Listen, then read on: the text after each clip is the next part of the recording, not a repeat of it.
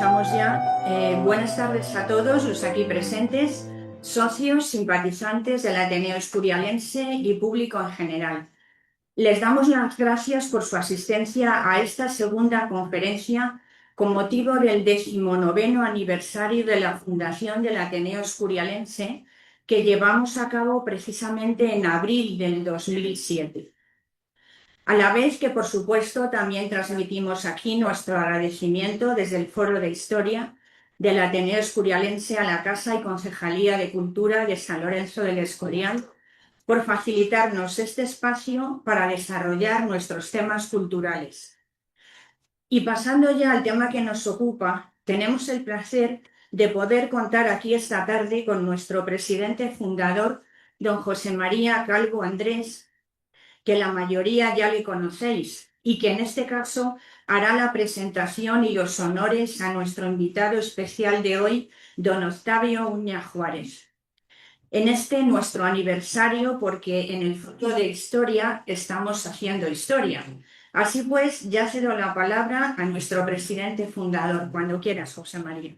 Buenas tardes a todos y a todas, como dicen ahora. Sí.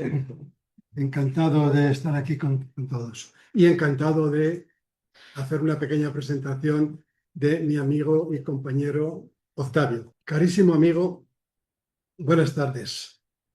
También eres paisano. Es para mí un honor y una alegría especial acompañarte hoy en este acto dentro de nuestro Ateneo Escurialense de las Letras, las Artes y las Ciencias. Un centro de cultura y encuentro, que, como ha dicho también Mercedes, tengo el honor de haber puesto en marcha hace ya casi 20 años. Bien, ¿y qué puedo yo decir de ti, Octavio, que no sepan nuestros escuchantes de hoy? Hemos visto la entrada, que casi no llegas a la mesa porque todo el mundo te paraba, todo el mundo te conoce, todo el mundo te admira. Y yo en esta pequeña presentación no voy a seguir el paradigma tradicional de contar tu extensísimo currículum. Estaríamos toda la tarde. Y por lo tanto, tampoco voy a enumerar que si tienes 5 licenciaturas, que si posees y te han dado cantidad de premios que has ganado merecidamente, los homenajes que te han hecho, que yo conozco la mayoría de ellos también, todos muy merecidos. Otros hablarán, si quieren, de estas cosas, de todo eso, que para mí son más apariencias que otra cosa. Yo me voy a fijar en algo que a lo mejor no gusta tanto a la sociedad, de la apariencia que es en la que vivimos. Y me he fijado siempre, cuando hablo con Octavio, en él, en su persona, en su personalidad, en la personalidad de Octavio, que es lo que verdaderamente importa. Amigos, Octavio es tantas cosas que es imposible encasillarlo en ninguna de ellas. No sé, podéis preguntarle si se considera poeta antes que ensayista, o sociólogo, o filósofo, escritor, pensador. Pero Octavio es, sobre todo, un gran comunicador, como ya le conocéis y como ya sabéis. Es una persona que lleva toda la vida recorriendo el mundo, porque ha recorrido todo el mundo, reflexionando y dialogando con la cultura y con la sociedad desde la palabra. Octavio tiene esa rara cualidad de unir profundidad y cercanía, de hacer que las ideas importantes se entiendan y además se disfruten. El trayecto vital que Octavio se ha marcado combina una sensibilidad poética y literaria y una mirada sociológica, como también vamos a comprobar en la ponencia de hoy. Une un profundo conocimiento con curiosidad y cercanía. Tiene además esa capacidad poco común de hacer que los temas profundos resulten accesibles y sugerentes para todos. Para nosotros es un verdadero honor contar hoy con su presencia en nuestro Ateneo y estoy seguro de que su intervención será una invitación a pensar, a escuchar, a disfrutar cultura, sabiduría de la buena, y con toda seguridad saldremos con nuevas preguntas en la cabeza que siempre eso es una buena señal. Es un honor contar hoy con tu presencia, Octavio. Muchas gracias por estar aquí y ya te concedo la palabra. Buenas tardes a todos. Estoy aquí, como tantas veces estuve en San Lorenzo y en el Escorial, como un profesor. Y que de mí pueden decir lo que les parezca. Hombre, que sea fundamentalmente bueno y objetivo. No pase como un día a Unamuno. A Unamuno le fueron a entrevistar y lo pusieron pues cargado de atributos variados, pues que si era un escritor de teatro, de poesía, que era una lumbrera de España, de no sé cuánto, y cuando terminó, el que lo entrevistaba o le presentaba, Unamuno se puso, que solía tener esas reacciones insólitas, se puso muy cabreado y le dijo, pues no me ha gustado nada. Y dice, usted no me ha dicho que soy poeta. Fíjese, Unamuno, que tiene mil cosas absolutamente maravillosas, ¿verdad? Escritas de un orden o de otro orden, ¿verdad? Hasta escribió cosas maravillosas sobre Zamora, de donde somos nosotros dos. No abundo en eso. A mí, yo soy alguien que pasa por las calles de San Lorenzo o del Escorial y se emociona porque la vida le trajo aquí. Mi madre era una mujer muy religiosa, una santa y grandiosa mujer. Y me dijo, me lo contó una vez. Le dije, bueno, pero yo ¿por qué fui a parar al Escorial, que está lejos de Zamora? Soy de un pueblecito que casi ya es de León, ahí entre La Bañeza y Benavent. Un pueblo hermosísimo, ya casi desierto. Y cuando voy, pues se me cuelgan las lágrimas de los pómulos. Y bueno, me dijo, mira hijo, yo pensé que tú fueras pues a un sitio hermoso y dijo unas cosas maravillosas. Dijo, y se me ocurrió ese famoso monasterio. Ella nunca ha estado aquí, después sí ha venido a verme, yo le he enseñado el monasterio y alquilaban unas habitaciones aquí en San Lorenzo, etc. Dice, al monasterio más famoso. Yo oigo cosas de ese monasterio. Mi madre había ido a la escuela, como tantas mujeres entonces, y nada más. No era hoy. Gracias a Dios, pues es hoy ya diferente, muy diferente. Pero una mujer de una bondad y de una inteligencia incomparable. Y bueno, y aquí caí yo, ¿sabe? Yo he descrito en poesía un poco, de una manera muy surrealista, ese viaje. La primera vez que vi el tren, en Zamora había un moridero, como diría Octavio Paz, un moridero de máquinas de vapor antiguos que las guardaban allí como un tesoro pues para un museo de las comunicaciones, etc. Y algunas echaban un poquito de humo. Y un compañero me dijo a mí, pues nos convocaban a todos en la estación y de allí a Madrid. Y dice, ¿no te da la sensación, querido paisano, nos acabábamos de saludar? Y dice, Octavio, que esas máquinas están llorando. Echaban unos humos pequeñitos, sí, como si estuvieran llorando, ¿me entiendes? Lo recuerdo. Digo esto, pues salí yo de allí al Escorial. Mi destino fue el Escorial. No sé qué mano de providencia o de fatum, si queréis hablar como el teatro griego Esquilo, me trajo a mí a este lugar. Bueno, lo tengo escrito en un pregón que me invitó el ayuntamiento hace muchos años. Tenía yo bastante menos años que tengo hoy.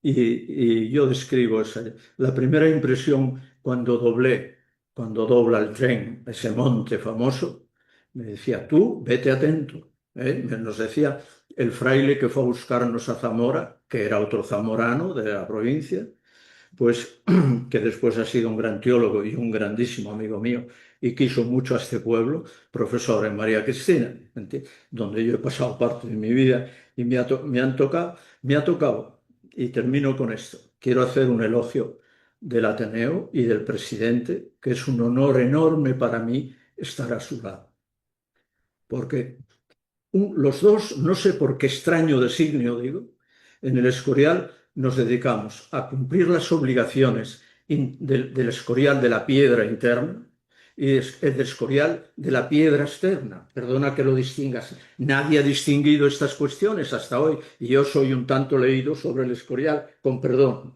porque he tenido que vivir aquí, ahí como mi casa. Y viví muy dulcemente y muy encantadoramente y me marcó un destino precioso en la vida este lugar, ¿sabe?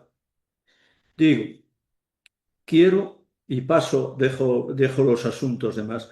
Para mí hoy estar aquí es una clase más de los cientos o miles de clases que yo he dado, no en la piedra interior, donde he sido muchos años profesor, ahí hice yo mis estudios, que le agradezco a Dios, a la divina providencia, ¿entiendes? Hombre, entonces no habría que agradecérselo al gobierno, habría que agradecérselo a una orden maravillosa que ha dedicado todas sus vidas a enseñar a la gente, desde un día que un hombre que hizo Europa, San Agustín, se dedicó a algo así parecido, a defender a la Iglesia con escritos, a visitar a la gente y antes de convertirse, ir a las religiones a ver qué le vendían, cómo él encontraba el sentido de la vida y del destino. Ese hombre grandioso que nos ha dado la alegría de tener un papa que yo conozco y es amigo mío, mira por dónde, este señor Prevost, hijo de una mujer española, pues es un hijo de San Agustín, por eso fue el otro día a África, a donde se venera a San Agustín, en medio del Islam, etc. Bien, San Agustín es el primer hombre moderno, ya que vamos a hablar de Europa. Harnack, un grandioso historiador protestante luterano alemán, que es importantísimo en la historia, un historiador liberal, llamó a San Agustín eine erste modernen, el primer hombre moderno, Mensch, el primer hombre moderno que hace lo que hoy llamamos Europa, que antes no sé cómo la podríamos llamar, unas naciones acá, las otras allá, etcétera, el mar, el norte que no tiene nada que ver con el sur, etcétera, los ríos grandes de Europa y tal, que dividieron las guerras, mil historias. Hoy yo vengo aquí como un profesor que ha dado montonera de clases en el Escorial interno y en el Escorial externo.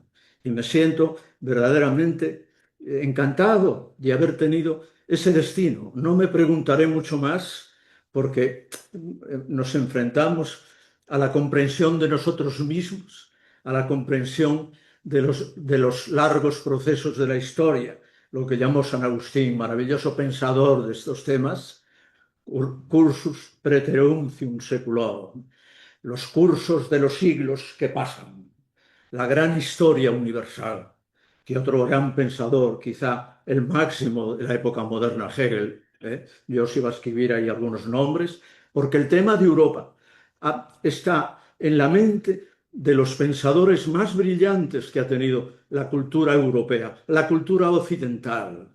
Ya lo diré ahora. No se puede venir, es un pecado público contra la historia, el pasado, el presente y el futuro, como vino el vicepresidente de Estados Unidos. Por eso vengo a dar esta conferencia. Con este título podríamos hablar de otras muchas cosas muy hermosas, el Escorial y otras cuestiones ciudadanas que hoy pues cruzan el aire, los vientos del país aquí y ahora. Podríamos hablar del destino de la democracia, de cómo le va la democracia, qué será después de la era postdemocrática, cómo será Europa, porque esa hora tiene que venir y puede venir en negativo o en positivo. ¿Saben? Igual que la democracia ha venido para gracia de los ciudadanos, después de largos años sin libertad y otras formas que sabéis de ignorancia máxima, sin oportunidades de construir la vida personal y socialmente, etcétera, etcétera. Ha venido un sistema de libertades que se llama democracia, que es un don de Dios o de la divina providencia, que tengamos esto. ¿Frente a qué? Pues frente a la guerra, frente a la enemistad, frente a otros enemigos desafiados de eso que llamaba la Ilustración el progreso. Y algunos pensadores de la Ilustración tan sobrepasantes que creían en el progreso indefinido, argumentaban así. Dice, el ser humano tiene una dotación, ya San Agustín pensó el valor enorme del conocimiento, es el gran Platón y él, son los dos grandes pensadores que más amaron el don quizás más supremo o más hermoso que tiene el ser humano, que es el de pensar, el conocer y organizar el conocimiento. ¿Entendido? Hegel, pensador de la modernidad, pensador clásico inmenso, que sigue en el fondo a San Agustín en la comprensión de la historia y en otros temas de la filosofía dura, de la cual sabe mucho, mucho y muy bien el querido amigo y paisano que tengo al lado. El amor al conocimiento. Europa es el conocimiento. Si vas, y la libertad. Esas son las dos grandes aportaciones maravillosas que ha hecho lo que llamamos Europa. Vamos a verlo muy rápidamente, ¿saben? No es pago, como dicen en Zamora, no es pago en dinero. No es pago en dinero. Como yo de niño me llevaba a mi abuelo a las ferias de caballería en Sanabria con Portugal y tal, y decían este animal no es pago en dinero. Bueno, Europa no es paga en dinero. El valor del conocimiento y de la libertad, que son sus dos grandes aportaciones, son muchas, muchísimas, de tal manera que tendríamos que dar un curso entero hablando de Europa y de la grandeza de aportaciones que Grecia, empezando en Grecia, quiero decir, de Grecia hasta hoy, ha puesto al servicio del mundo Europa. Toda la grandeza es de la cultura occidental. Grande es China y ha hecho aportaciones maravillosas, claro que sí, y otras culturas antiguas, Egipto, etcétera, pero no comparables ni remotamente con Europa. Tenemos que estudiar la historia universal, que es fundamentalmente la historia de Europa, ¿sabes? De hecho, yo os iba a escribir ahí 2 o 3 nombres nada más, ¿eh? Uno de un gran sociólogo que el año 29, que como sabéis fue una hora durísima como la que estamos pasando ahora, negra y durísima, una larga noche de la historia que decía Hegel. El búho de Minerva levanta el vuelo a la caída de la tarde, decía este grandísimo pensador de Jena, ¿sabe? Una de las mentes más soberanas que ha tenido el mundo, ¿entiende? Pues, viene una noche y levanta el vuelo, el pensamiento, ¿sabe? Viene la Revolución Francesa y levanta el vuelo, la razón, para cómo organizar el mundo, ¿saben lo que digo? En la tarde, es decir, en la noche, en la oscura noche, ¿me entiende? Cómo salvarnos de la oscura noche, los espacios duros, durísimos que tiene la historia, muy de vez en vez o muy a menudo. Guerras infernales, desastres terribles, etc. Cómo seguir viviendo, invocando la libertad, la convivencia, el progreso, etcétera, etcétera, y no morir en ese trance. Bien, digo, entonces, y me retrotraigo a lo que quería decir al principio.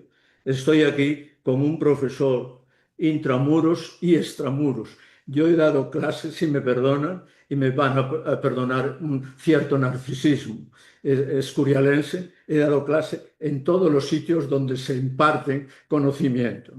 En los colegios de las religiosas, que han formado a tantísima gente, montamos un COU nocturno en el cual yo tuve alumnos que hoy son grandes escritores acá, amigos tuyos, etc. Y otras 1000 cosas que no quiero decir. 2, yo vengo aquí como un profesor.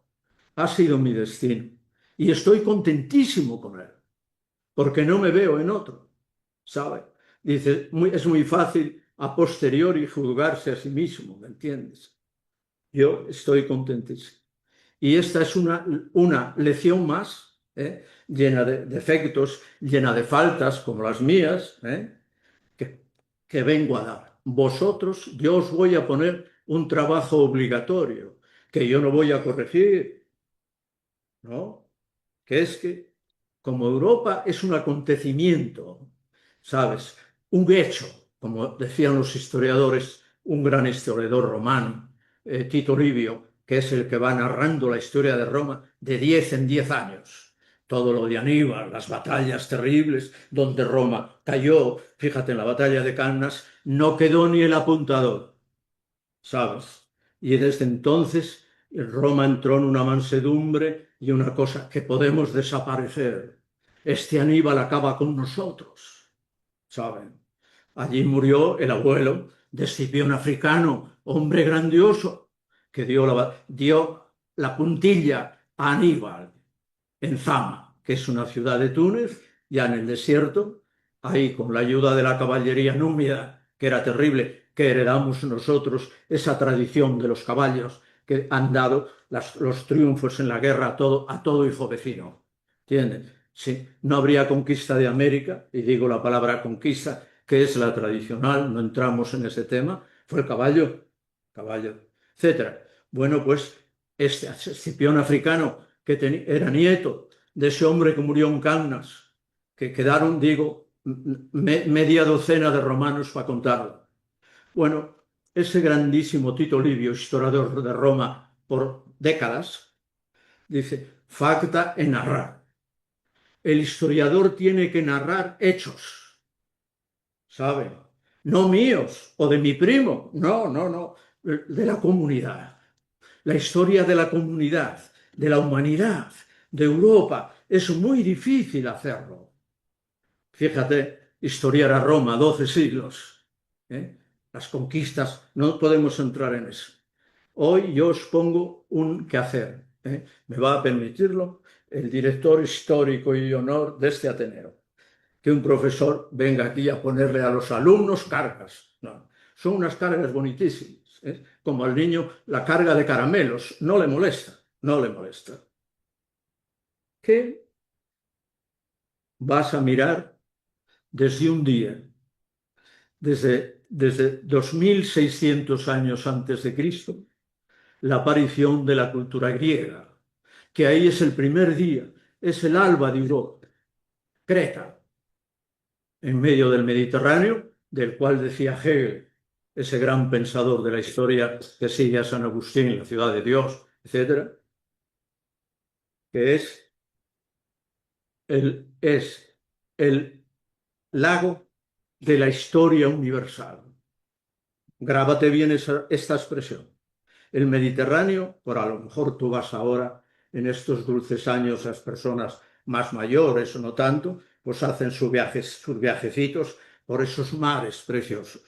Y van de acá para allá, de un lado y del otro del Mediterráneo, y le da por pensar, oye, qué grande es esto, cuántos templos, qué maravilla, y cada uno de su padre y de su madre. Mira, este es árabe, mira, este es Francia del tiempo de Napoleón, mira, esto es del tiempo de Felipe II, etcétera. Amén. Ese mar es el tablero de la historia universal, no de Europa. Sí, de Europa, ¿verdad? Pero historia universal. De Europa no se puede escribir historia, narrar hechos, ¿sabes? Sino es de la historia universal. Ninguna cultura, bueno, pues los grandes imperios que dominaron un tiempo, imagínense, el más grande imperio, ¿recuerda cuál es? Es el imperio de Genghis Khan y de Timurlen, ¿sabes? Es el que tuvo más territorio. Hablamos de más territorio, como ahora Rusia es la nación más extensa del mundo. Segundo Canadá, etc. Bueno, China, etc. Brasil, ya saben, el orden. Ese imperio grandísimo del mundo que llegaba hasta Europa, Turquía, se asomaba ahí desde las grandes estepas, bueno, si vas a China, que sería muy bueno que fueras y vieras una grandísima cultura maravillosa y veas cómo España llegó allí la primera de Europa, por ejemplo. No entramos en eso. O Japón, etcétera. Desde el viaje famoso desde México, el tornaviaje, ida y vuelta, como sabes. España fue la que marcó el mundo. Que nadie nos quite esa propiedad, ¿sabe? Que tiene muchas ganas de quitarla. Ni de que fuimos los primeros como el título que le dio Carlos V al grandioso Elcano, primus circundedisti me. Tú fuiste el primero que me rodeaste, que me abarcaste, que me diste un abrazo, dio un abrazo al mundo. Fue España. España marcó los caminos de la historia universal, ¿saben? Y de tal manera que hasta el inglés, fíjate, que ya es decir, que tanto mal nos ha hecho, pues diciendo cosas de lo que no somos ni hemos hecho. ¿Entendido? Porque vienen detrás de nosotros en el dominio del mundo, o parecido. La palabra dominio la digo entre comillas, pero niegan esas realidades o las negaron, ¿saben? Inglaterra, ahora los mejores historiadores de España son ingleses, pásmate, y hablan admiradamente de Felipe II, de las cosas que hice, de este monasterio, ¿sabes? Cómo ha cambiado la historiografía inglesa, y con una admiración terrible hacia ciertos personajes que le dieron caña a ellos en algunas veces. Este hombre de la pata de palo, ¿me entiendes? Tan famoso, que en Cartagena de Indias a dos conjuntos ingleses enormes de barcos, porque Inglaterra quería decidir ahí el dominio del Pacífico. Quería decidir en esa batalla Cartagena de Indias, que es una fortificación incomparable, no la hay en el mundo, mejor hecha, más bonita, porque es hasta una arquitectura hermosa, ¿entiendes? No digas como aquella señorita norteamericana que contaba uno de nuestros mejores humoristas, que llegó a ver el monasterio del Escorial y no sabía mucho español o nada, y dijo, ¡qué lindo y qué portátil! Y le dijeron todos, por favor, es muy lindo, sí, pero portátil no. Estos son metros y metros cúbicos de piedra y de granito, traído de acá y de allá, ¿me entiendes? ¿Sabes? Bien, digo, es una lección que yo os pongo hoy. Me tenéis que perdonar que sea un profesor un poco pesado, pero es bueno que toméis una lectura de la Europa universal, el universalismo de Europa. El primer capítulo es Creta, que es la cultura griega. Es el primer capítulo. Sin él no seríamos lo que somos. ¿Saben? Es tan importante la cultura de lo que hoy es esa nación que está partido. Muchas de las cosas de Grecia están en Sicilia. Yo voy un tanto a Sicilia, a universidades diversas. Me ha dicho que soy muy viajero y no me arrepiento de ese pecado, porque es un pecado maravilloso. Me ha enseñado muchísimo los viajes, estar en Creta, en cualquiera de las tres grandes ciudades antiguas que quedan un poco todavía, ahí donde el Minotauro, y de ahí nos vienen todo el Belén de los toros, fíjate. Dice, ¿y esto de los toros? ¿Por qué está en España y no está en Escandinavia? Y te dirá el tonto, hombre, allá hace mucho frío y los toros allí no se dan. Bueno, pues no es, hombre, no es eso, que no es eso. ¿Qué es? Un viejo mito del monstruo del Minotauro, ¿sabes? Que precisamente fue el que raptó a Europa, que es una diosa de tercera división, como el Zamora en fútbol, es de tercera división. Esta la raptó y la llevó no sé dónde. Es un cuadro inmortal del Prado, ¿sabes? Pues esa princesa que va a lomos del toro es una metáfora tremenda del paso de la historia sobre el mundo.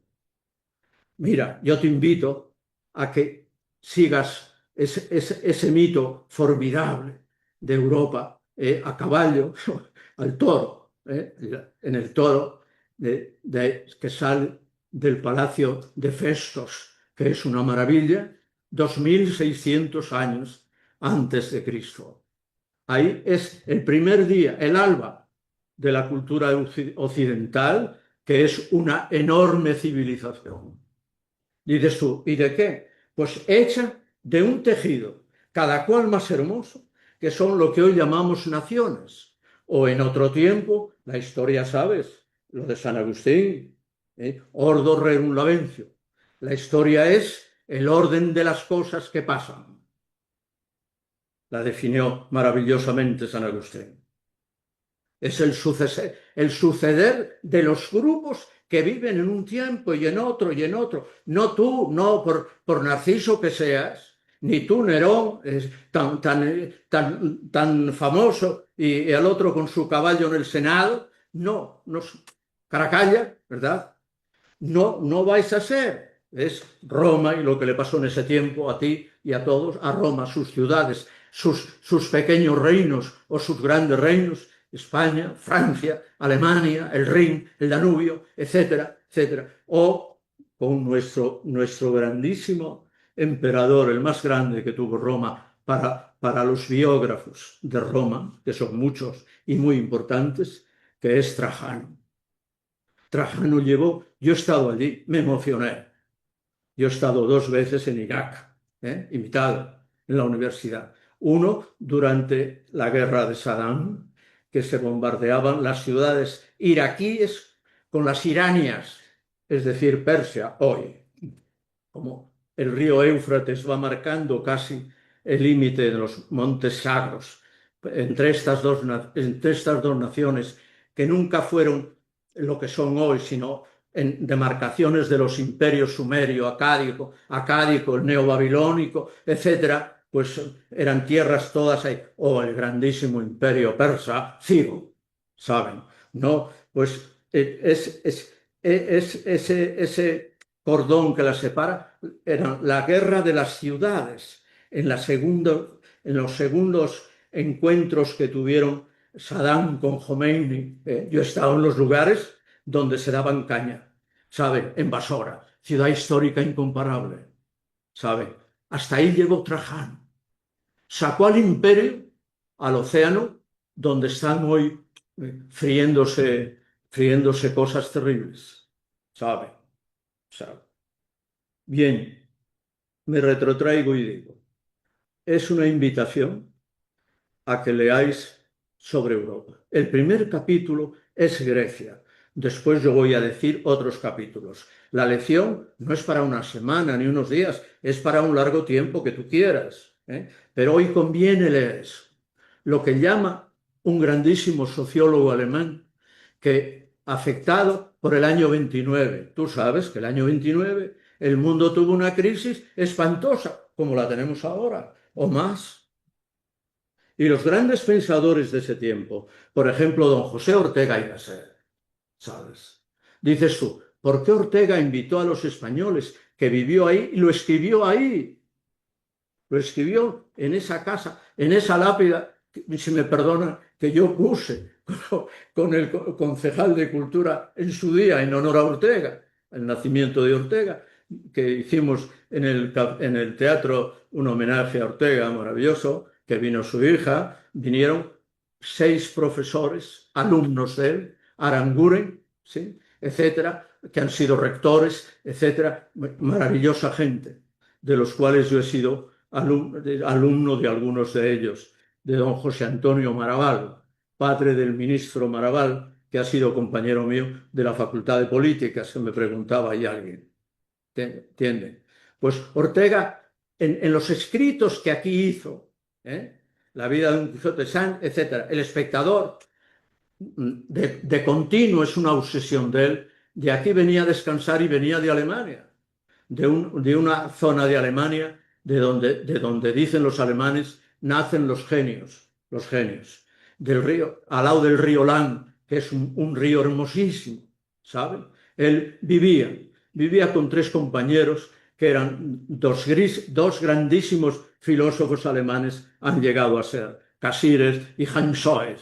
Eran íntimos amigos de él, iban a Marburg, universidad entonces famosísima, llena de grandes maestros, y allí escribió algunas cosas Ortega maravillosas, que los alemanes las tienen como rompaña, ¿sabes?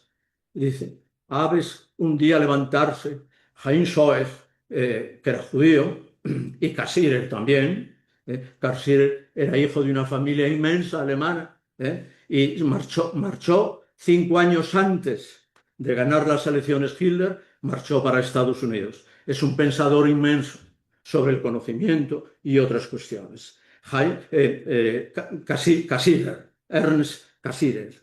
Pues Cassirer quería muchísimo a Ortega y en parte, pues los judíos a los españoles, yo he estudiado allá, siempre te tienden una mano, pues eso, porque ellos en su historia recuerdan, es lógico, siempre a España, como en otros sitios mucho, como en Estados Unidos, que hay muchísimos antiguos sefarditas y toda esa cuestión. Bueno, ¿por qué Ortega, a lo que voy, el año 29-30, cuando publica La rebelión de las masas y otras cuestiones, invita a los españoles continuamente y dice: Europa es la salvación.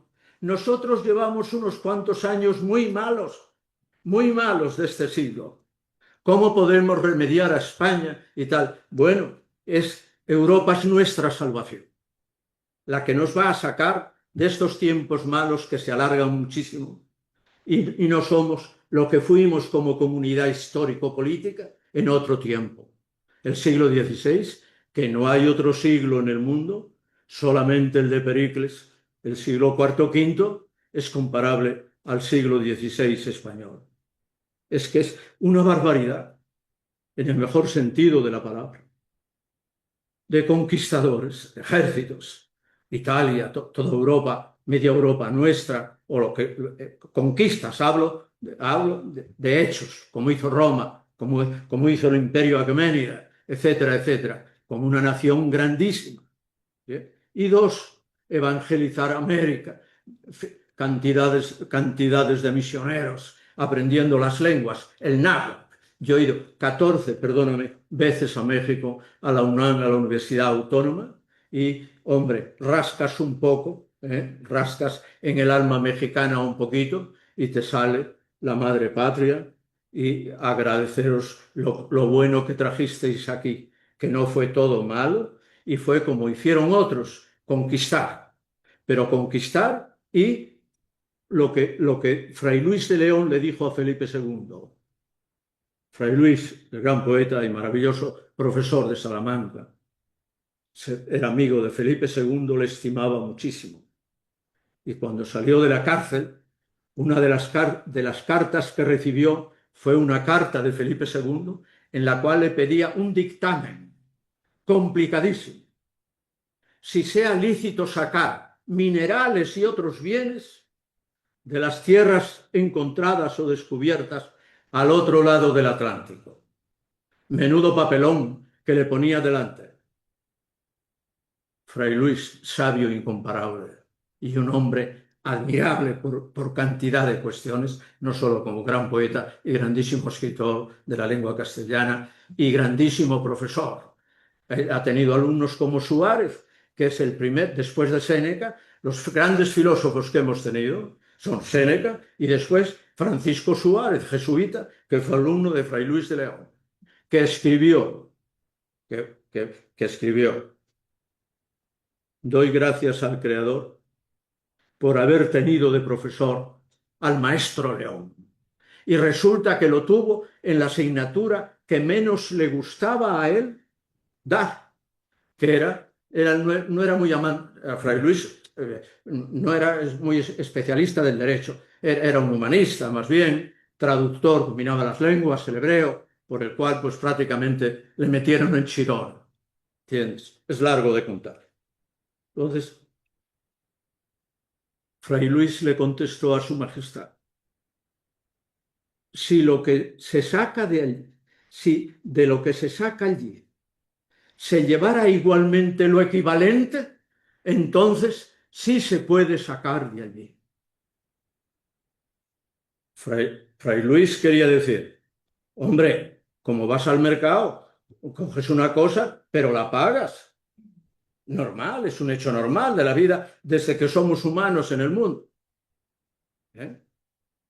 Y la respuesta para muchos mexicanos y la respuesta para muchísimas personas de América Latina, en la cual he hablado en casi todas las repúblicas, casi todas, me falta una o dos, pues dice: España lo que nos trajo aquí, universidades maravillosas, Inglaterra no hizo una sola en su inmenso imperio.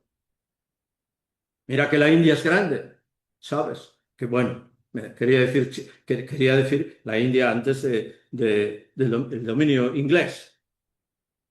Y 1000 lugares donde han estado. No hicieron universidades. No queda una catedral como la que queda en México, ¿sabes? O en cualquier sitio que vayas, ¿sabes? No queda nada. O acueductos que cómo podrían hacer aquello.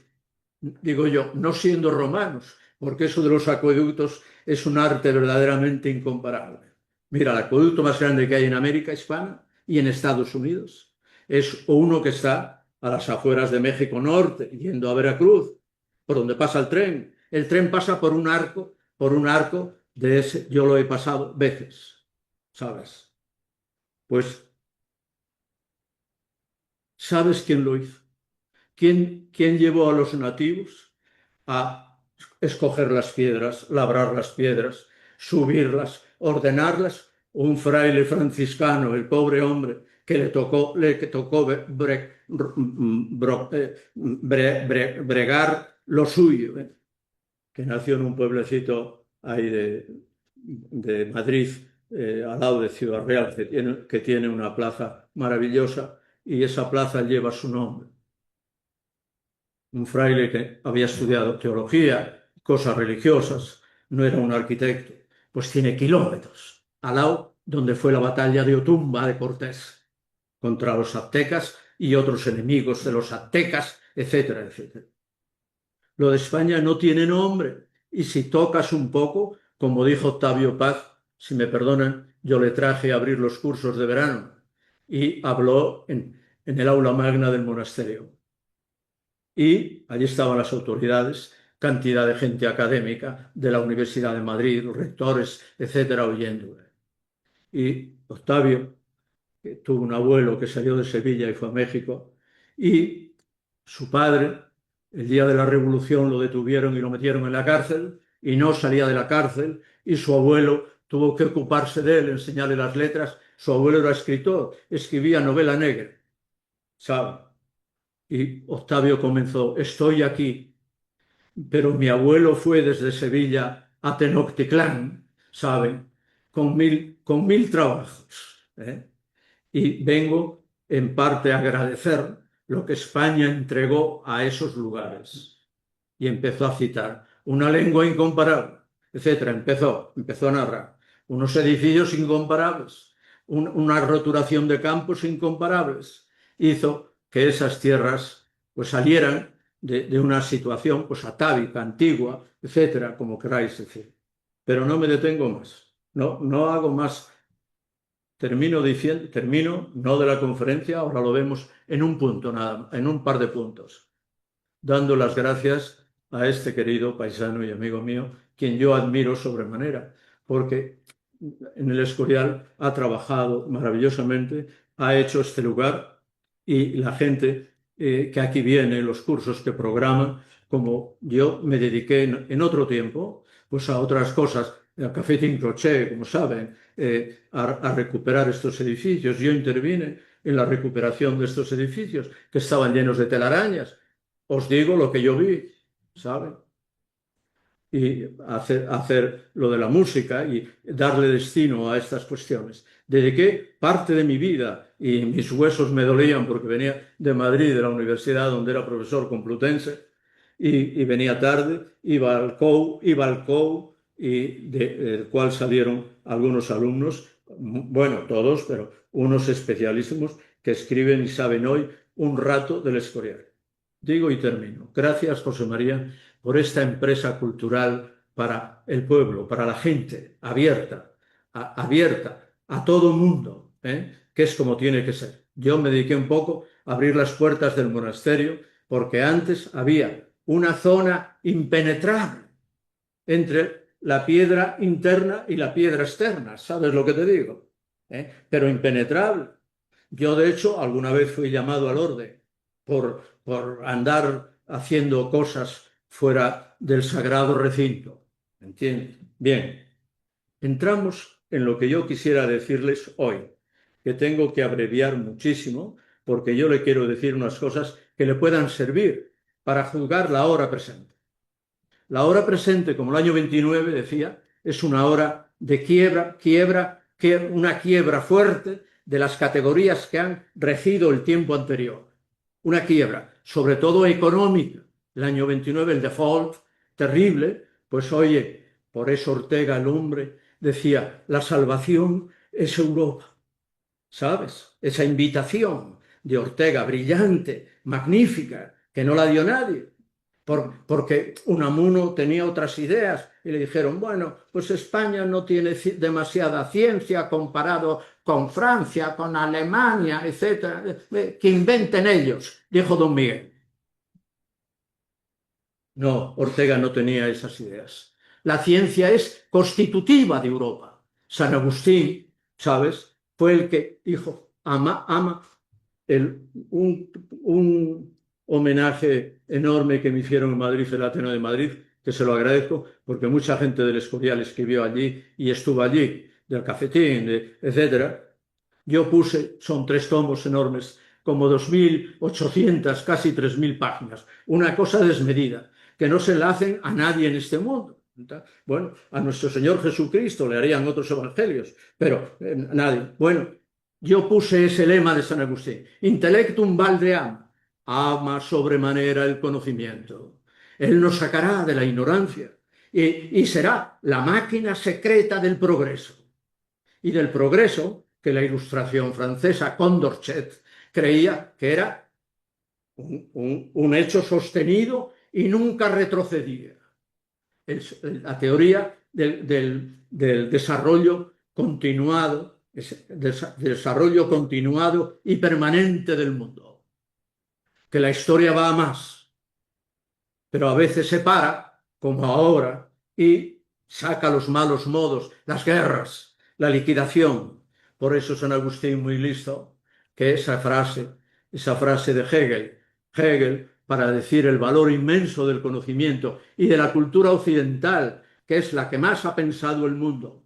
¿Qué somos? ¿De dónde venimos? ¿O a dónde vamos? Como dice San Ignacio en los ejercicios. ¿Sabes si has leído algunas veces las cosas de San Ignacio de Loyola? ¿Entiendes? Pues la pregunta primera que hay que hacerle a los que quieren pensar seriamente, cosas graves, de dónde soy, de dónde voy, qué será de mí, etcétera. Bien, de dónde venimos y a dónde vamos.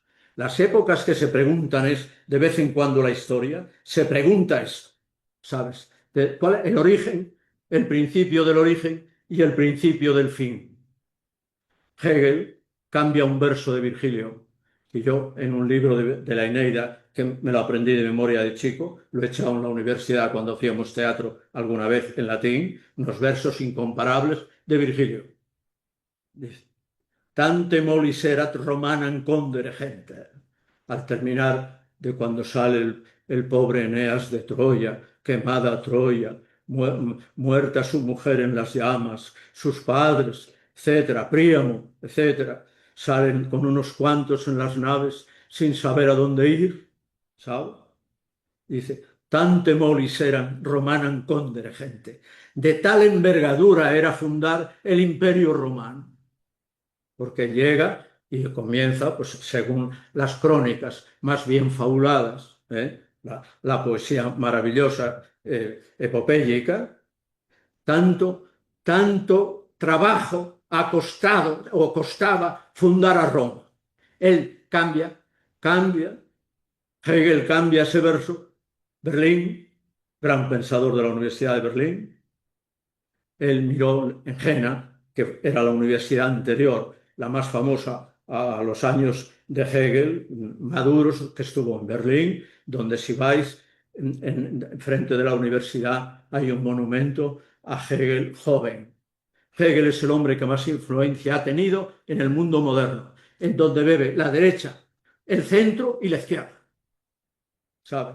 Y en el fondo es San Agustín, en el fondo es una secularización de la ciudad de Dios y de otros temas de San Agustín. Por ejemplo, el del conocimiento. En la fenomenología del espíritu, obra terrible y casi inelegible legible para nosotros. Tienes que tener una metodología, él que es profesor de filosofía, con perdón como yo, sabemos esas cuestiones de cómo entrarle a este hueso, con qué tijeras o cuchillos se corta esta carne. Bueno, dice, tante molis erat, se ibsan cognoscermente. De tan gran envergadura era conocer el valor del conocimiento. Dice él es el que transforma el mundo. Y además te ayuda a conocer que conoces. Porque seguramente la cigüeña que está ahí arriba en las torres, pues conoce y sabe muy bien dónde va a buscar unas ranas o unas cosas para los cigüeños que están ahí. Es una metáfora de Zamora, que están las iglesias todas. Yo de chico, pues decía a mi padre cuando iba, pero hombre, ¿quién ha puesto ahí a las cigüeñas todas? Dijo, hijo, no preguntes eso. Los animales saben muy bien conducirse, me decía mi padre, con mi abuela. Bien, bueno, la cigüeña conoce. También tu caballo, pues dices tú, oye, qué maravilla de animal, ¿sabes? Pero conocer que conoces es el conocimiento reflejo, ¿sabes? Eso verdaderamente solo ha llegado en una historia del pensamiento, desde los grandes pensadores griegos hasta la modernidad, que culminan una historia del pensamiento incomparable, que no la tiene ni la tendrá quizá nunca ninguna otra cultura. O sea, es una tira de nombres que, bueno, no los podemos poner aquí. Esa es una de las notas de Europa absolutamente inolvidables. Bueno, de tal manera, fíjate, que lo que quiero yo hablaros un poco en una segunda parte de lo que no estoy diciendo, porque estoy nomás invitándoos a entrar a leer la historia de Europa, que es una historia universal. Un libro se llama así, el año 29, un gran sociólogo, que es lo que quería decir antes, llamado Hans Freier, escribió un libro que se titula Historia Universal de Europa. Y dices, bueno, pero ¿cómo siendo historia de Europa va a ser historia universal? Pues mira el milagro,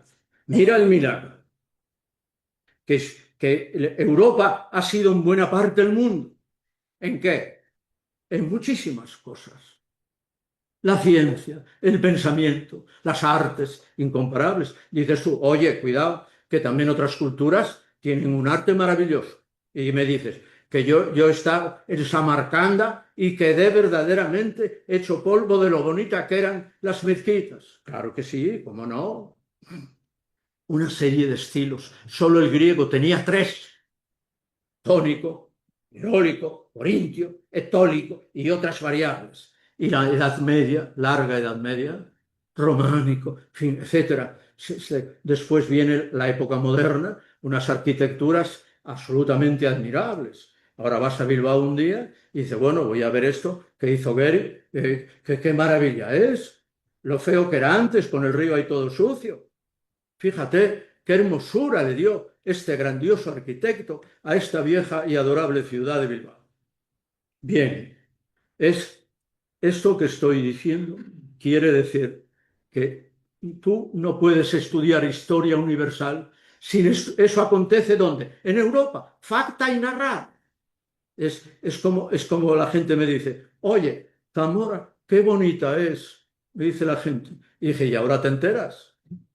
Yo lo sé desde niño, me llevaba a mi abuelo, dábamos un paseo al lado del Duero y me decía, hijo, ven a este lado, que aquí no hay árboles y se ve muy bien el puente, se ve el puente. Yo he estado en ese puente y en otro que han hecho nuevo, porque ese ya no se puede usar. Es un puente, resto del romano que hubo antiguo, pero arreglado. Y han hecho otro que le llaman el puente de los poetas. Y a mí me invitaron con una invitación solemne, el alcalde, el ayuntamiento, la diputación, que lo inauguraran poetas, porque Zamora tiene excelsos y maravillosos poetas, ¿me entiendes? Y toda la gente decía, qué bonito es la vista desde aquí. Estábamos en la mitad del puente y ver cómo el Duero marcha misterioso y con un rum rum, que es como si te hablara la historia desde siglos, hacia Portugal y se pierde en la tarde, con un atardecer único, que son los mismos de Salamanca, que Unamuno cantó, unos poemas. Por eso Unamuno le dolió, porque adoraba Salamanca. Unamuno era un adorador de Salamanca total, maravilloso, y un castellano de una profundidad que ya la quisiéramos tener nosotros, aunque no naciera ahí, como Machado, ¿me entiendes? O Gerardo Diego, etcétera, los grandes poetas que han cantado a Castilla. Bien, sin entrar en más. Digo, no puedes estudiar la historia de Europa sino estudiando la historia universal. Y le digo yo en Zamora, digo, Zamora, qué bonita, pero le digo yo, claro, es una ciudad pequeña, hombre, no es Toledo, cargado de gloria, con 3 culturas dentro, vivieron los reyes católicos aquí, y le hago un elogio de las grandezas de Zamora históricas. Dije, pero mira lo que te digo, tiene 26 iglesias románicas que no las tiene nadie. Esa acumulación edificante de edificar y tan bonitamente y con cigüeñas en las torres, ¿me entiendes? Pues es incomparable. Dices, esto es único, qué bien se está aquí, qué tranquilidad. El paso del río solemne, donde el Cid metió la espada en el agua y juró defender a España muerta, al reino, ha muerto. Ahí fue armado caballero, hay una iglesia que llega al agua a la entrada.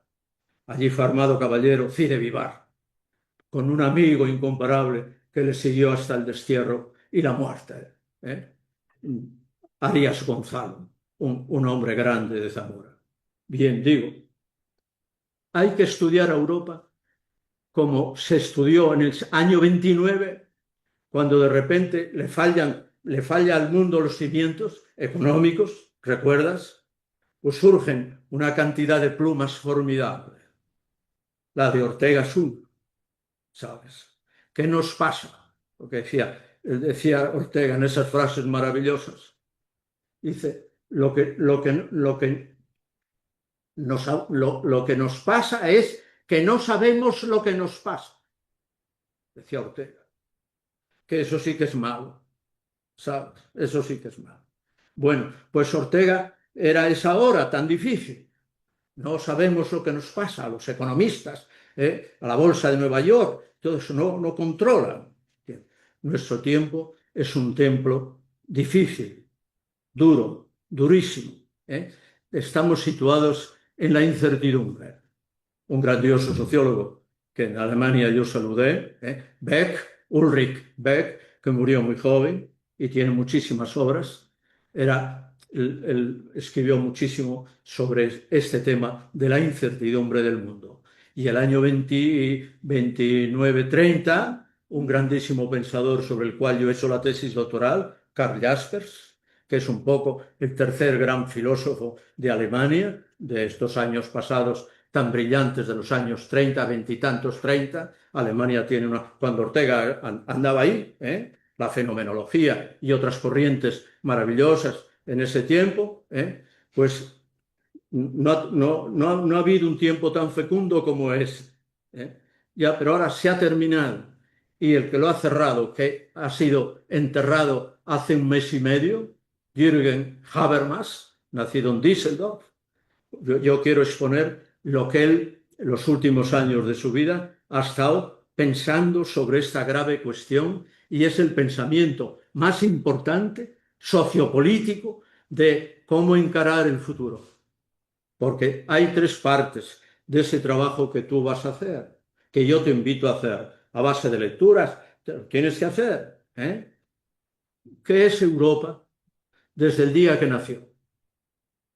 Siglo 2600, 2500 años antes de Cristo, Creta, la cultura cretense, que es un poco los orígenes más profundos de la cultura griega, que después se reparte en un montón de islas, como sabes que es Grecia, una tierra interior, sobre todo queda al mar, la interior es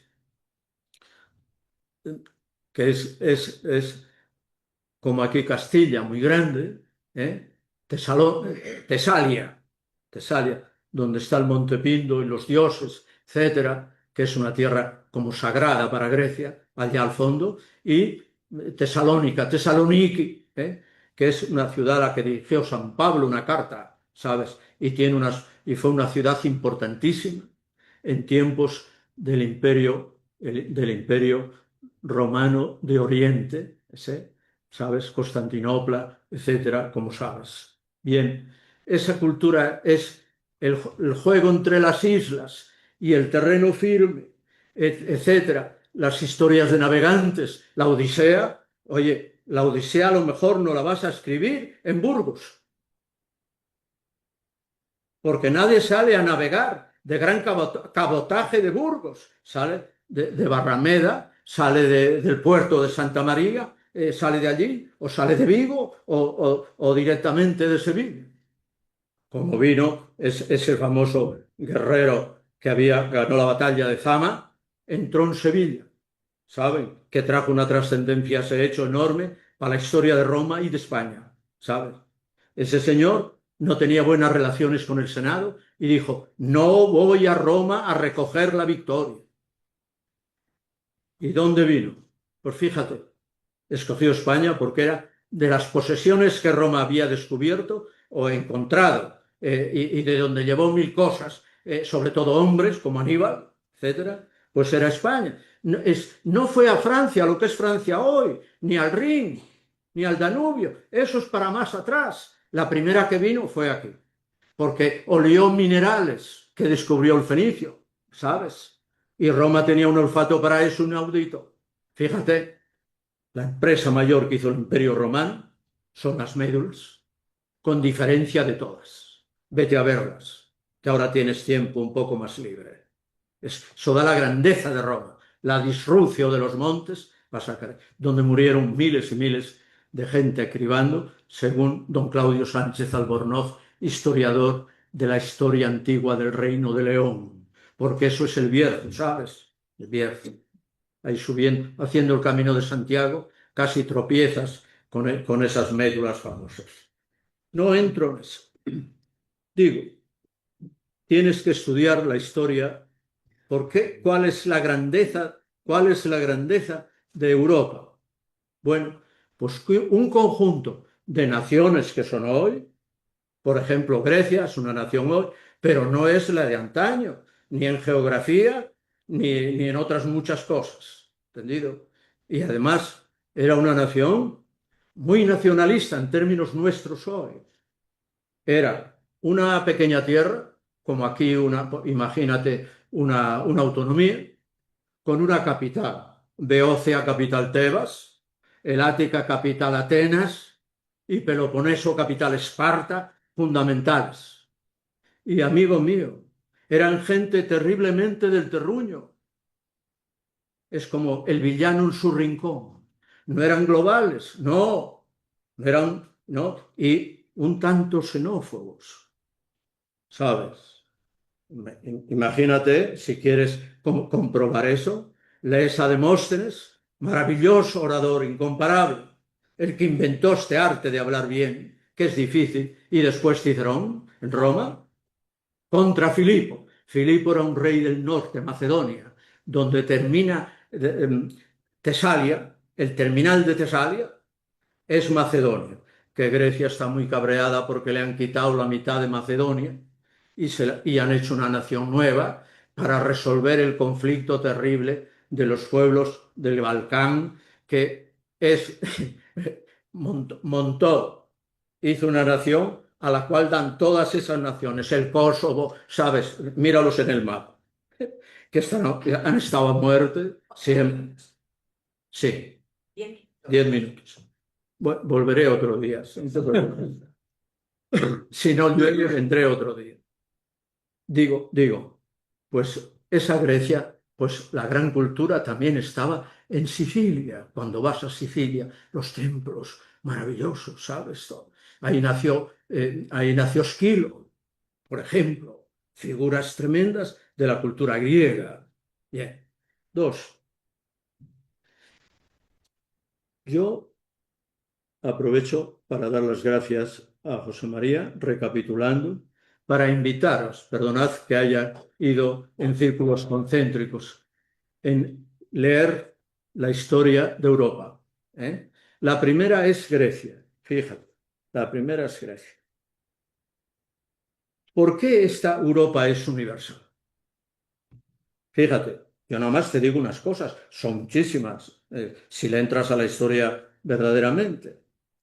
Por los fenómenos, muchos de ellos de tipo político, en el cual pues es una sociedad esclava y la esclavitud fue durísima.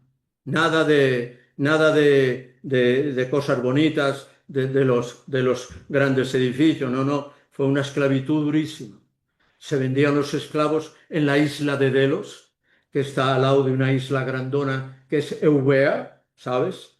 Que Grecia solamente fue una unidad territorial política, pero muy pocos meses o un año o una cosa así, nada más. Consiguieron estar juntas, Esparta, Atenas, Beocia, Tebas, etcétera, que son un poco las más importantes, las que mueven la historia de Grecia, especialmente Atenas. ¿Entendido?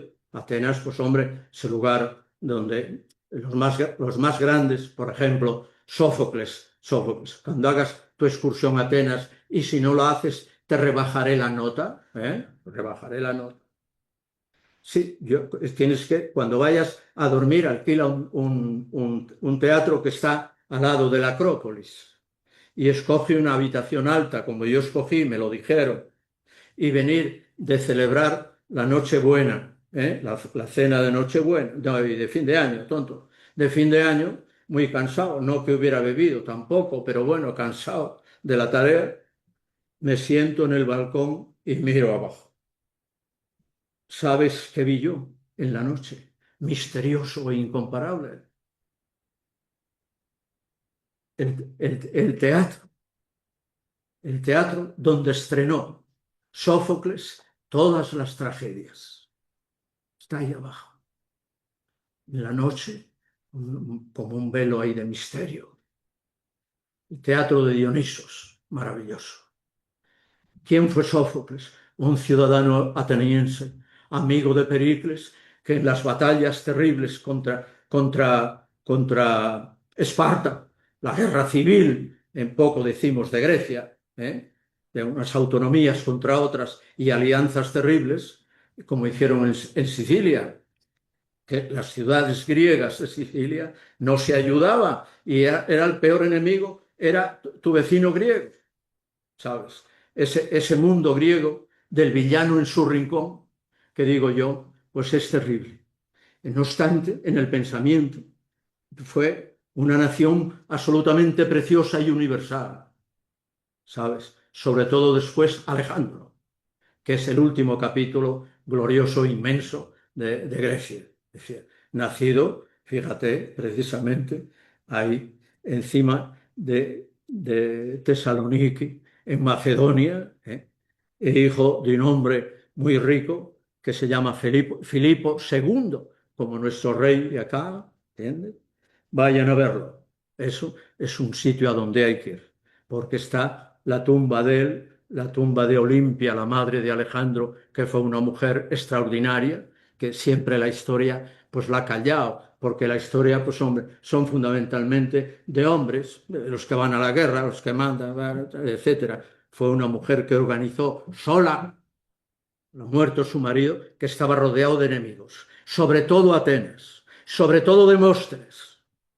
Demóstenes dio unas lecciones en el Areópago, que son las filípicas, y va a hablar sobre Filipo, que nos cambia Grecia y nos la roba, y a las pitonisas, que era donde iba la gente a consultar si le va a tocar la lotería, es decir, en un lugar que va a consultar, todas hablaban de Filipo, las tenía compradas, y Demóstenes inventó un lenguaje que es Picia Filipicei, la pitonisa filipiza.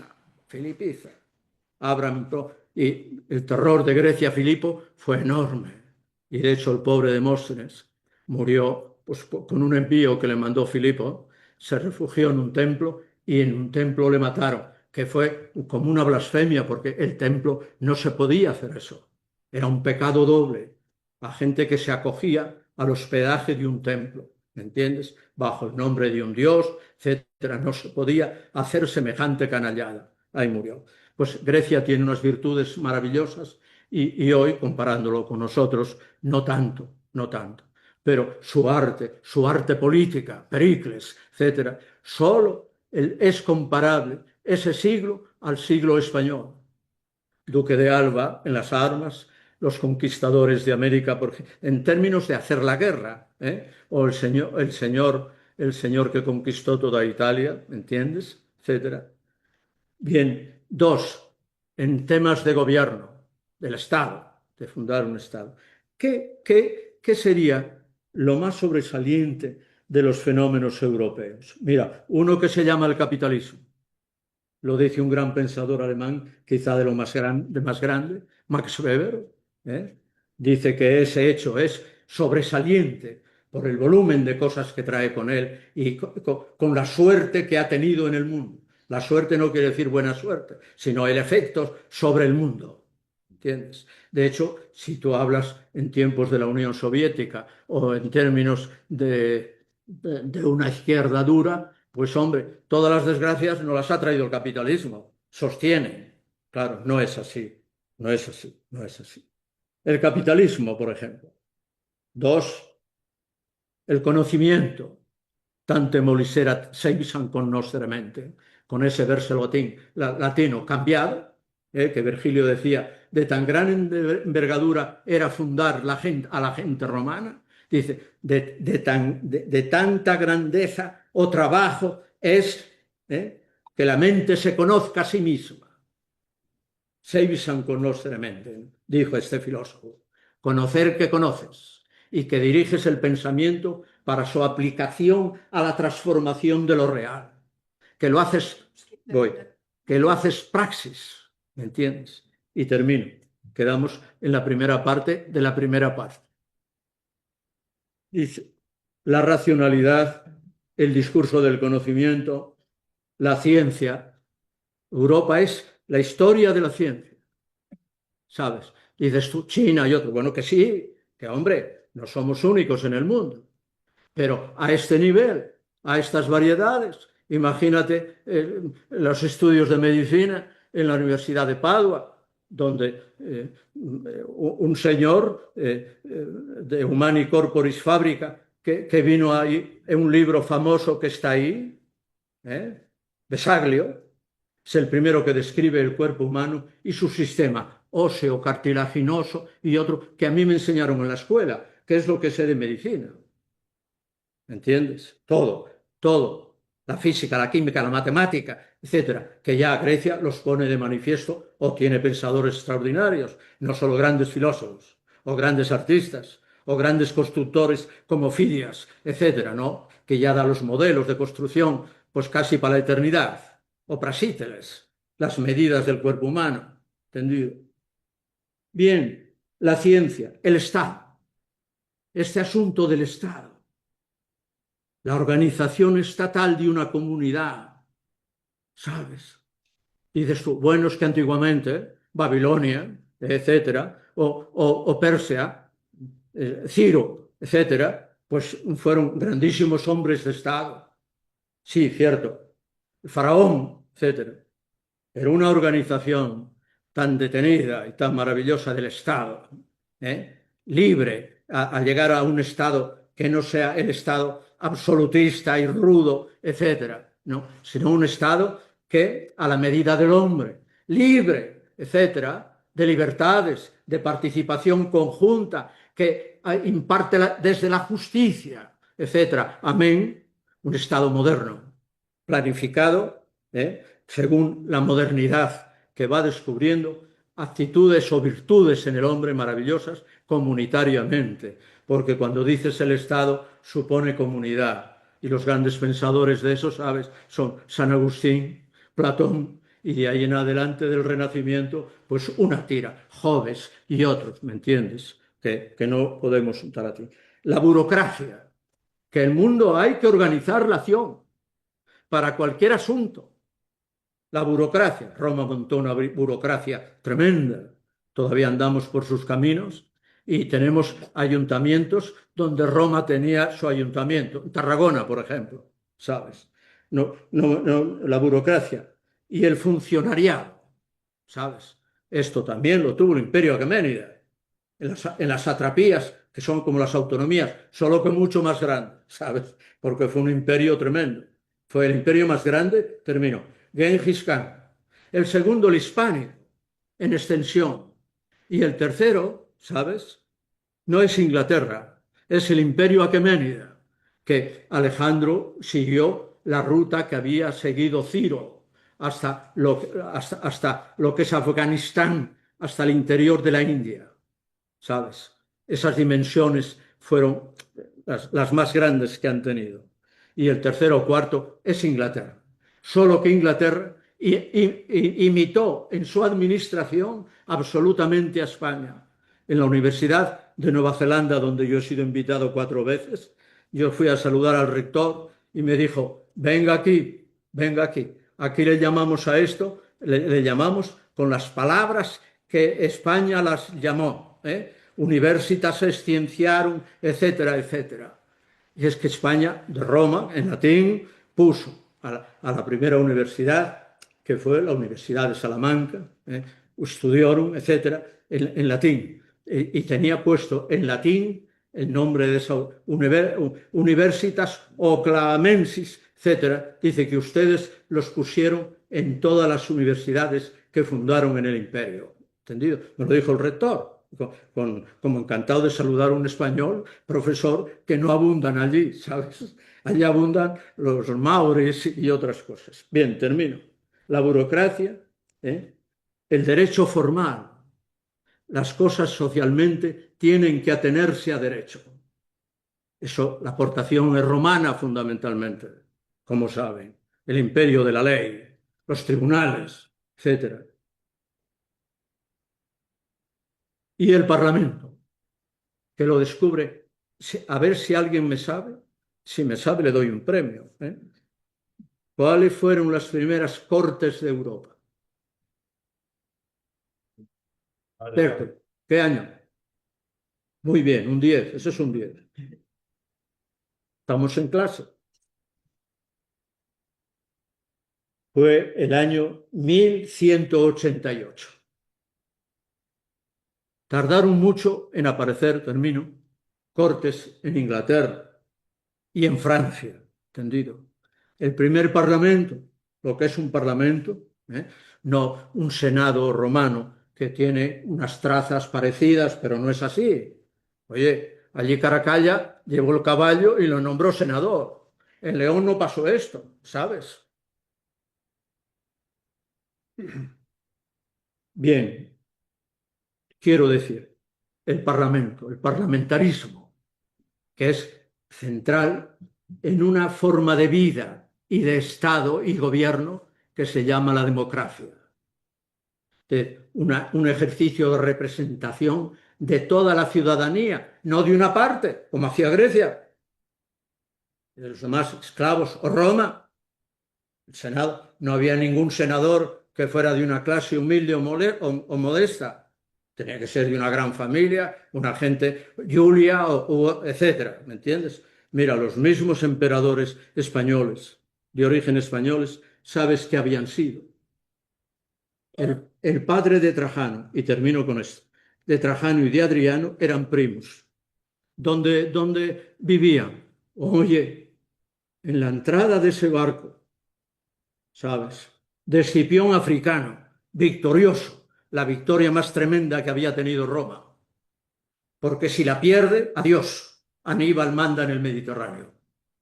Dice Arnold Toynbee, gran historiador inglés, dice que esa batalla es la más decisiva en todo el mundo antiguo.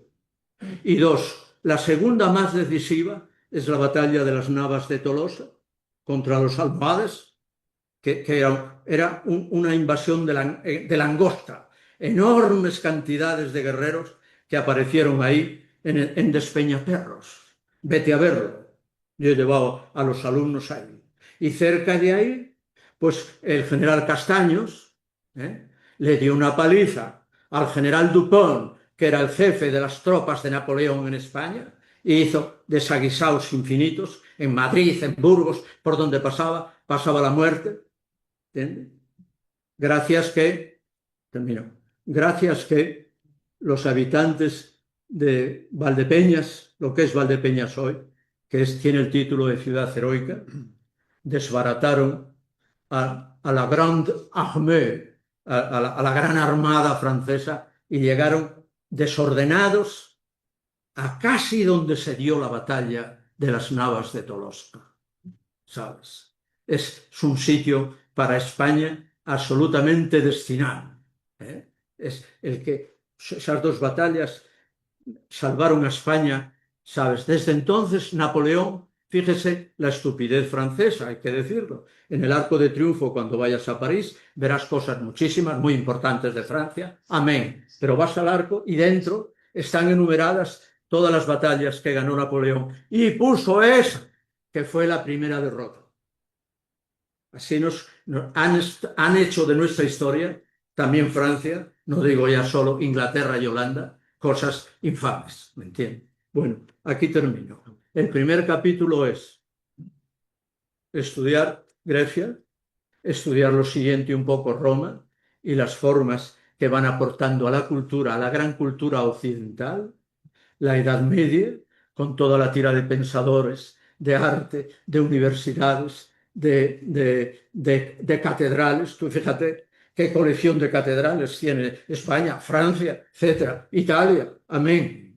La aportación es asombrosa. De ciencia, todas las ramas del saber, universidades, se fundaron en ese tiempo de la Edad Media, que algún malvado la llamó Edad de las Tinieblas, y estamos descubriendo de nuevo la Edad Media, y te llevan a un pueblecito ahí que vas a él y tiene una iglesia románica que se te van los ojos, como a Unamuno en Palencia, ¿me entiendes? Que tiene un diario de las iglesias que vio.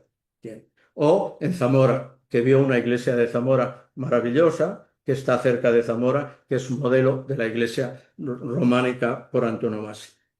Bien. Después, la época, el Renacimiento, que es un aluvión de creaciones de todo orden, figuras como Miguel Ángel, Rafael, Vinci, es gente incomparable, que nos han enseñado mil cosas, mil artes, etc.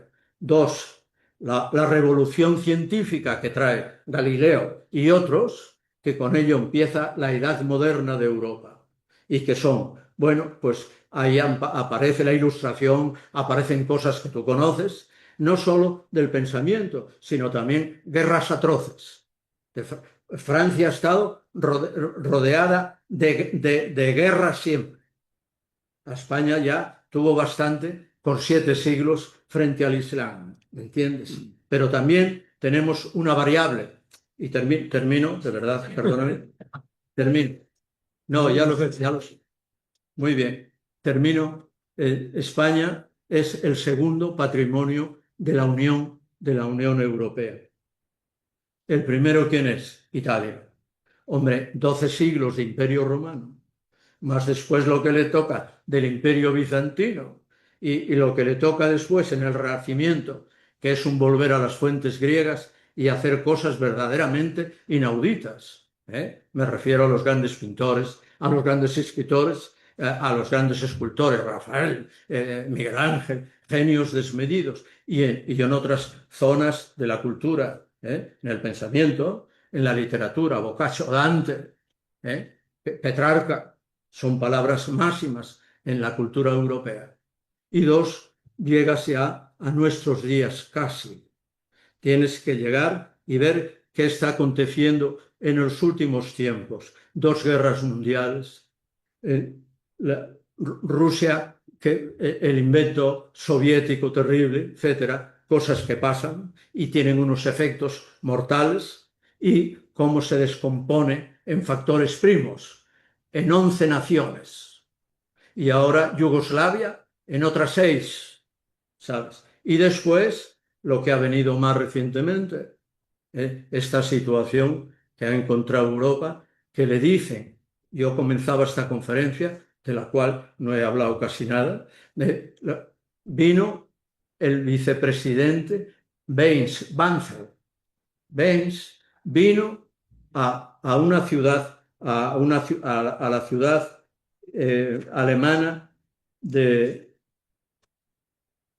fue exactamente en Dresde. Vino a Dresde, que es una ciudad de la cultura alemana esencialísima. La música, por ejemplo, ¿entiendes? De Dresde salió Goethe al viaje famoso a Italia, donde fue describiendo con su editor, llevó a su editor, fue escribiendo un libro, Viaggio a Italia, Viaje a Italia, que es una joya incomparable. Viene a Dresde, que la machacó Inglaterra con bombas de fósforo contra el ejército alemán que entraba por Sajonia, ¿sabe? Entraba el del norte y a Berlín y este por Sajonia. Es una ciudad mártir y murió miles y miles de gente. Inglaterra, ¿por qué hizo eso Inglaterra? Para decirle a Rusia que se detuviera un poco, que no iba a ser toda Alemania suya. Churchill. Bueno, pues esa ciudad, cargada de historia, capital de Sajonia, llena de cultura hasta las orejas, sobre todo de música. Viene este hombre y dijo verdaderas blasfemias, perdonadme, que no que sea exagerado, que Europa era una cosa pasada, que además fue inventada contra los Estados Unidos la Unión Europea, palabras textuales. Es lo que dice Trump. Es decir, se desgaja una realidad de Europa que fue esencial, que es en la cultura occidental. ¿Qué cultura es la de Estados Unidos? Hombre, no quedan ningún indio ni de acá ni de allá porque no dejaron ninguno, parece ser. ¿Qué cultura es la que ha tenido esos grandes Estados Unidos? ¿Entendido? Han tenido buena parte de la cultura de España, que dominaba más de la mitad de Estados Unidos, y ha tenido la cultura europea de Gran Bretaña, que fue de que de una manera se impuso o fue capaz de someter aquello a una lengua u otras cuestiones, y así ha seguido. Pero eso era una continuación de Europa, es la cultura occidental. Estos quieren romper ese enganche que tiene la Europa territorial atlántica con el otro lado del Atlántico. Bueno, cualquier cosa, con decir que Canadá hay que anexionarla, pues ya sitúate, qué barbaridades tienes que oír. Baines, que fue a la toma de posesión del Papa, está sentado allí entre las autoridades, católico, dijo una tira de barbaridades, que son las que dice su jefe, ¿me entiendes? Y no se puede tolerar esta cuestión. Por eso hay que estudiar todo esto para llegar aquí a la situación presente, de la cual una de las llagas más profundas es esta, la separación. Ya no vienen los soldados yanquis a liberarnos, como el tiempo de Woodrow Wilson, la Primera Guerra Mundial, que les echó un sermón Wilson, que había sido presidente desde el año 12. Es un presidente que más ha estado. Dice, recolectó jóvenes y les dijo: tenéis que ir a defender la tierra de vuestros abuelos. Y ahí vinieron valientemente y murieron infinidad, como en la Segunda. Es decir, ha estado presentísimo en Europa. Bien, hoy eso, con esta forma de ver el mundo de Trump y su gente, pues es un problema terrible. Y sobre todo el jefe del ejército, uno de los jefes, Hegert, no sé cómo se llama, por aquí lo tengo, dijo que encima había sido una maquinaria hecha contra los Estados Unidos, la Unión Europea. Y no hay mayor desprecio que nuestra aprecio. Bueno, ahora te escucho yo tu opinión con mucho gusto. Me perdonáis que yo haya sino hecho este recorrido. Pero el próximo día, si sea este año o si Dios nos da vida, o cuando quieras, yo vengo a deciros francamente cómo viene el futuro y qué pensadores, los más brillantes, el que acaba de morir, Habermas, ha dicho cuál es el camino, o cuál podría ser el camino: la superación de la Europa de los estados, lo que viene después de la democracia. La democracia ha sido el último invento pero hay que pensar el invento siguiente a la democracia, que es el cosmopolitismo. Dicho, ¿qué es eso? Pues tenemos que analizarlo. Eso es un pensamiento, bueno, pues en parte de San Agustín, en parte de Kant, el gran filósofo alemán, de los más grandes, después de Aristóteles quizá, La paz perpetua, un libro famoso. Cuando el mundo sean ciudadanos del mundo, entonces Europa tiene que ser un lugar de ciudadanía entre todos los estados y gobernarse libremente y dotar a Europa de los más altos bienes. Lo que decía Kant, höchstes Gut, el más alto bien. El más alto bien es la libertad, que ya lo decía Cervantes, que no nos quite la libertad, Sancho, que es lo más hermoso que nos ha dado la creación. Muy bien. Bien, termino aquí. Eso es para otro día. Si tenéis paciencia, si sois unos alumnos tan amables como habéis sido conmigo hoy, volveré y expondremos ahí muy detenidamente la exposición de ese futuro. Pero tenéis que pensar la historia y el presente, hacer una reflexión profunda sobre el presente, de dónde venimos y a dónde vamos y en qué punto estamos.